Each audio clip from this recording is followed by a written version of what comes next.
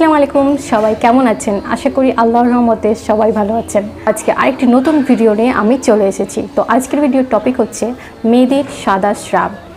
পিরিয়ডসের আগে ও পরে সাদা স্রাব হওয়া নর্মাল ব্যাপার, কিন্তু অনেক মেয়েরই এটা অবিরাম চলতে থাকে। তাদের মাথায় অনেক রকম প্রশ্ন আসতে পারে যে সাদা স্রাব হলে নামাজ পড়তে পারে কিনা, অজু ভেঙে যায় কিনা, বা কোরআন শরীফ পড়তে পারবে কিনা, এই ধরনের অনেক রকম প্রশ্ন মাথায় এসে থাকে। তাহলে আজ এই ভিডিওতে আমি সেই সব প্রশ্নের উত্তর দেওয়ার চেষ্টা করব ইনশাল্লাহ।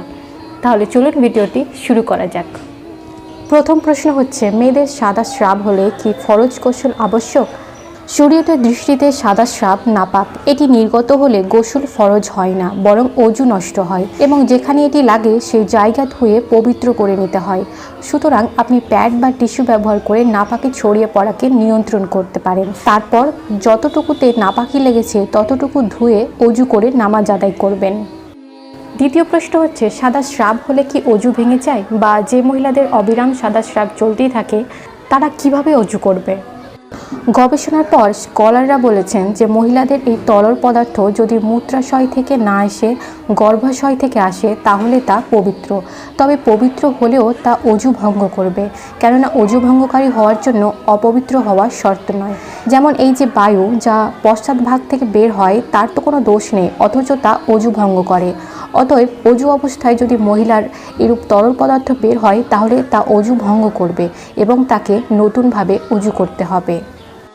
কিন্তু যদি কারো ক্ষেত্রে এটি লাগাতারভাবে বের হতে থাকে, এতটুকু সময় পাওয়া যায় না যে তার মাঝে ফরজ নামাজটুকু আদায় করা যায়, তাহলে সরই পরিভাষায় তাকে মুস্তাহাজা মহিলায় হুকুমে ধরা হবে, অর্থাৎ তাকে মাজুর বা অক্ষম বলে গণ্য করা হবে। মুস্তাহাজা বা মাজুর ব্যক্তির মতো প্রতি ওয়াক্তে সে অজু করবে এবং অজুর পূর্বে সাদা স্রাব ধুয়ে নেবে। এই অজু দিয়ে ফরজ বা নফল যত রাকাত নামাজ পড়তে চায় সে পড়ে নেবে, কোরআন শরীফ স্পর্শ করতে পারবে। এই সময় সাদা স্রাব নির্গত হতে থাকলেও কোনো অসুবিধা নেই, কিন্তু পরের নামাজের সময় হয়ে গেলেই অজুটি ভেঙে যাবে।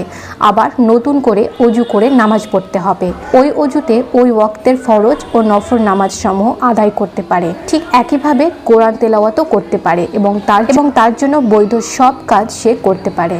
আল্লাহর রাসূল সাল্লাল্লাহু আলাইহি ওয়াসাল্লাম বলেছেন, তোমার কাপড়ের যে অংশে তা লাগবে সেই অংশ এক আজলা পানি দিয়ে তা দ্বারা ধৌত করলেই তোমার জন্য যথেষ্ট হবে।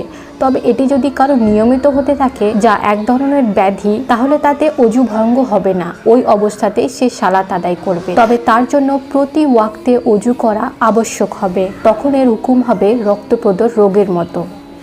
তাহলে এই বিষয়টি আপনাদের কাছে ক্লিয়ার হয়ে গেল যে যাদের নর্মাল সাদা স্রাব হয় তাদের ক্ষেত্রে অজু ভেঙে যায়, কিন্তু যাদের অবিরাম এটা একটা রোগের মতো হয় তাদের প্রত্যেক ওয়াক্তে অজু করে নামাজ পড়তে হবে। আর সাদা স্রাব হলে কোরআন শরীফও পড়তে পারবেন।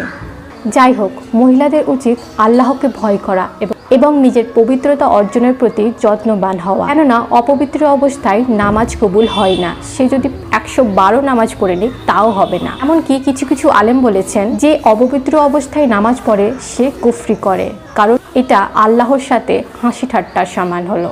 ভিডিওটি সবার সাথে শেয়ার করুন, যারা এই সমস্যার সম্মুখীন হয় তাদের অবশ্যই জানান। আল্লাহ হাফিজ।